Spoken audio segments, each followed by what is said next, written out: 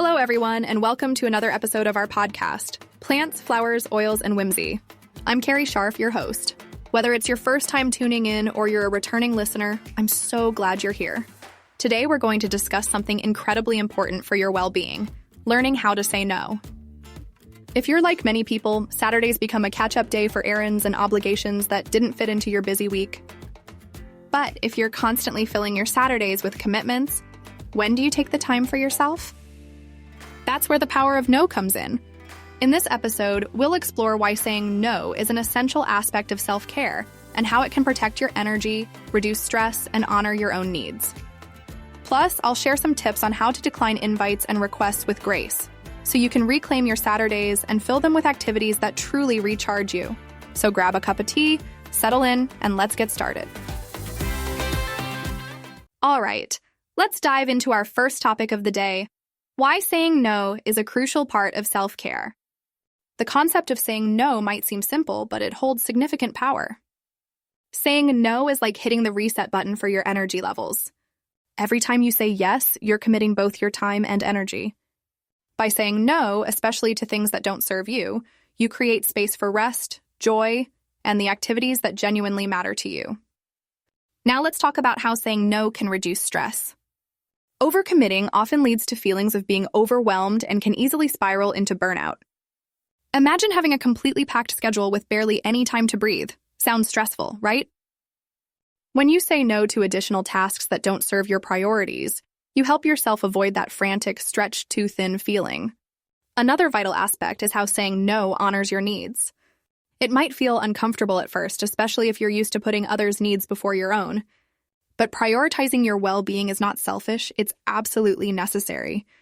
When you say no, you're affirming that your needs are just as important as anyone else's. Remember, you can't pour from an empty cup. Prioritizing your own well-being ensures you have the energy and happiness to bring your best self to any situation. All right, now that we've covered how saying no can act as a shield for your energy and well-being, let's get into the nitty-gritty: how to say no with grace. It's one thing to understand its importance, but it's another to actually say it in a way that leaves you and the other person feeling good about the interaction. So how can you decline invitations or requests without feeling guilty? Here are a few examples to help you do it politely and confidently. First, try being honest but brief. For instance, you could say, "Thank you for thinking of me, but I need to take some time for myself this weekend." This allows you to set your boundary without over-explaining or feeling the need to justify your no. It's respectful to the point, and clearly communicates your need for personal time. Next, consider offering an alternative. If you genuinely want to spend time with the person or be part of an activity but can't at the moment, you might say, "I can't make it on Saturday, but I'd love to catch up another time. How about next week?" This shows that you're still interested in maintaining the relationship or involvement, just on your terms. Another approach is to blame your schedule. Sometimes it's easier to say, "I've got a lot on my plate right now, so I'll have to pass this time." This method works especially well for colleagues or acquaintances who might understand your busy life but still appreciate the honesty. The key here is to find a method that you feel comfortable with and that resonates with your personal style. Remember, saying no is about making choices that honor your own needs. It's not about rejecting others, it's about accepting yourself and what you need to thrive. Now that you've practiced saying no and you've got some extra time on your hands this Saturday, let's talk about how to fill that time with activities that will truly recharge you. After all, the whole point of setting those boundaries is to give yourself room to rest and rejuvenate. One of the best ways to pamper yourself is by taking a long, luxurious bath. Add some of your favorite herbal soak, maybe some lavender for relaxation or eucalyptus to clear your mind. Light some candles, play soft music, and let yourself unwind. This is your time to indulge in tranquility. If you're more into a quiet, cozy activity, consider curling up with a good book or spending some time journaling. Find a comfortable spot, maybe a cozy nook by the window or your favorite armchair, and let yourself get lost in another world or in your own thoughts. Reading and journaling can be incredibly therapeutic, offering both an escape and a means to process your feelings. Another wonderful way to spend your reclaimed time is by going on a nature walk. Find a local park or trail and take in the fresh air and natural beauty around you. Walking in nature not only clears your mind but also reconnects you with the earth. Listen to the birds, feel the breeze, and just be in the moment.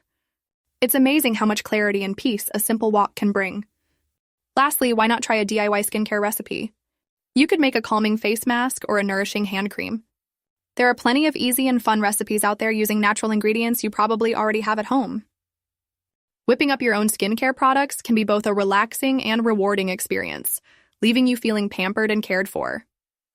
So whether you choose to soak in a bath, read a book, take a walk, or dive into some DIY skincare, make sure whatever you do brings you joy and relaxation. This is your time, and you deserve to spend it in ways that uplift you. Let's take a moment to focus on a gentle reminder. Saying no isn't about letting others down. It's about lifting yourself up. You might feel that refusing requests or invitations makes you seem rude or ungrateful, but remember that everyone has their limitations. By saying no, you're acknowledging yours and taking steps to protect your mental, emotional, and physical health. Encourage yourself to see the act of saying no as an essential part of practicing self-love. When you decline an invitation or task, you're essentially telling yourself that your needs and well-being matter just as much as anyone else's. It's a crucial mindset shift that can dramatically impact your overall happiness and stress levels. Reiterate to yourself that protecting your time is an act of self-care. This concept is vital in ensuring you maintain a healthy balance between your obligations and your personal needs. Imagine your time and energy as a precious resource. By selectively choosing where to allocate it, you ensure that you're distributing it in a way that benefits you the most.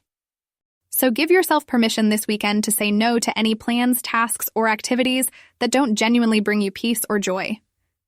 It might feel strange or difficult at first, but your mind, body, and soul will thank you for it. Remember, self-care isn't a luxury, it's a necessity. As we wrap up today's episode, let's quickly summarize what we've discussed. We started by understanding the importance of saying no as a form of self-care. We explored how it protects your energy, reduces stress, and honors your personal needs. We also discussed how to say no with grace, offering clear, polite ways to decline requests without feeling guilty.